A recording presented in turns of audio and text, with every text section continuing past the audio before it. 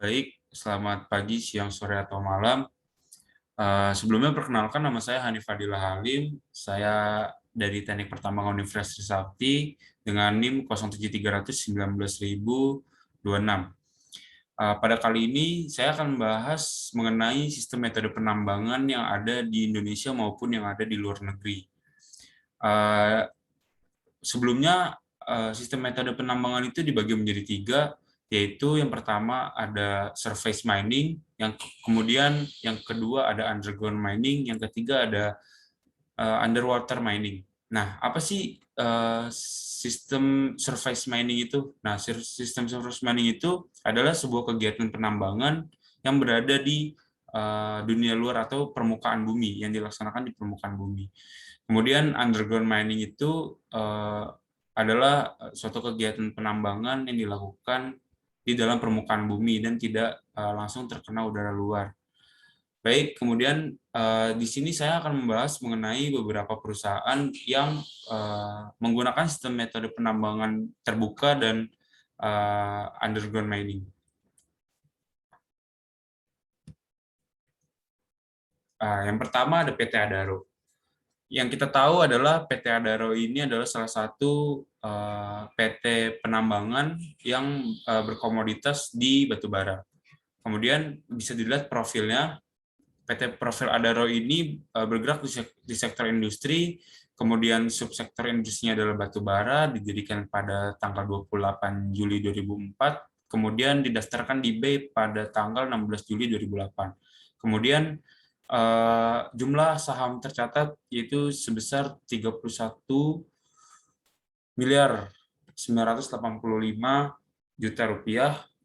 Kemudian pemegang sahamnya yaitu terbesar ada di Adaro Strategic Investment dan Baldi Thohir sebesar 6,18%.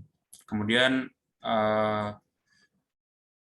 Adaro ini memiliki perusahaan utama yaitu Adaro Indonesia, kemudian ada Maritim Barito Perkasa dan Sarana Daya Mandiri. Kemudian bisa dilihat bahwa produk batubara Adaro ini memiliki kandungan abu dan belerang yang sangat baik. Mengapa demikian? Karena PT Adaro ini memiliki merek produk yang bernama Envirocol. Apa sih Envirocol tersebut? Yaitu adalah sebuah batubara yang ramah lingkungan dan tidak berpolusi. Nah, Envirocol ini telah dipasarkan lebih dari 17 negara di seluruh dunia, antara lain India, Jepang, Cina, Inggris, Spanyol, dan Amerika Serikat. Untuk kebutuhan dalam negeri, Adaro adalah pemasok utama beberapa pembangkit tenaga listrik di Pulau Jawa. Kemudian saat ini Adaro ini menggunakan sistem tambang terbuka atau surface open cut mining, tepatnya di lokasi tambang tutupan.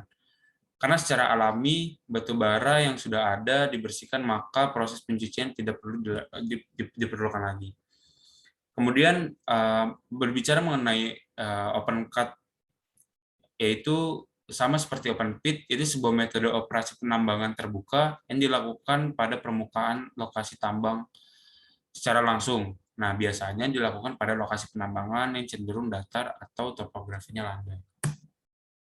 Nah, di sini ada alur pengeksplorasian di PT Adaro, yaitu ada pembersihan lahan, kemudian lapisan batu baranya, kemudian dikupas lahan penutupnya, kemudian ditaruh di tempat penimbunan lapisan penutupnya, kemudian tempat penimpunannya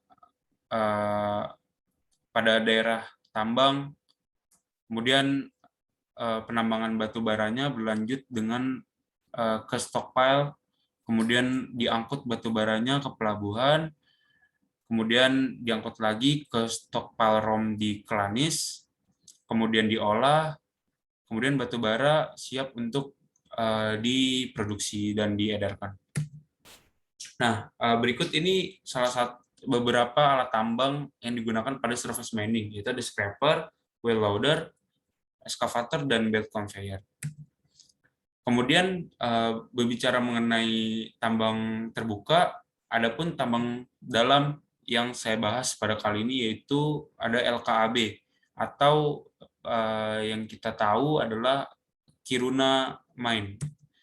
Kiruna Mine ini terletak di Norrbotten County, Lapan, Swedia. Nah, tambang Kiruna ini memproduksi sejak tahun 1898 dan telah menghasilkan 1 miliar juta ton besi. Tambang Kiruna ini memproduksi biji sekitar 30 juta ton per tahun. Nah, hingga tahun 1999, level terdalam tambang Kiruna Mine ini tercatat sampai 775 meter atau setinggi 2.543 kaki.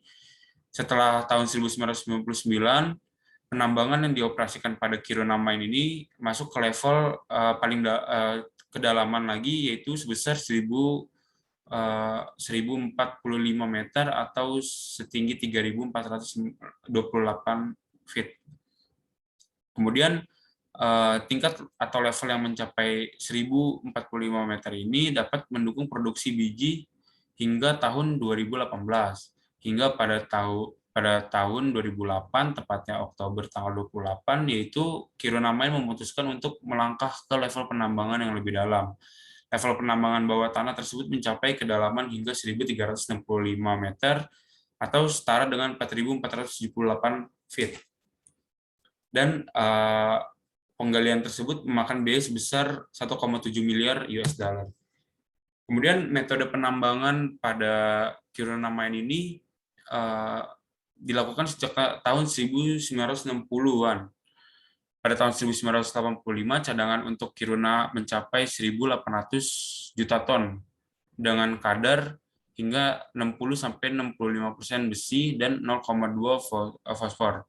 Pada 2018, tambang Kiruna memiliki cadangan yang terbukti dengan cadangan kira-kira 683 juta ton atau setara dengan 43% besi yang ada di tambang Kiruna ini. Nah, metode yang digunakan pada penambangan ini yaitu sublevel caving, yaitu adalah cara penambangan yang memulai penggalian dari atas ke bawah, di mana penggalian dilakukan selapis demi selapis penambangannya dan secara lateral.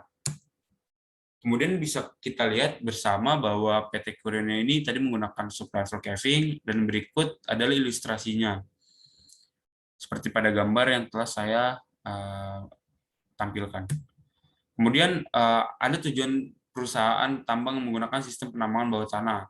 Saat ini hingga beberapa tahun ke depan tetap mengeksplorasi mineral hingga ke beberapa sublevel yang lebih dalam, sehingga mendapat lapisan endapan mineral baru dan bertambahnya jumlah produksi tonase bahan galian tambang per tahunnya. Kemudian beralih ke peralatan yang digunakan pada underground mining, yaitu ada underground mining truck, continuous miner, scaler, dan shot creator. Kemudian ini adalah daftar pusaka.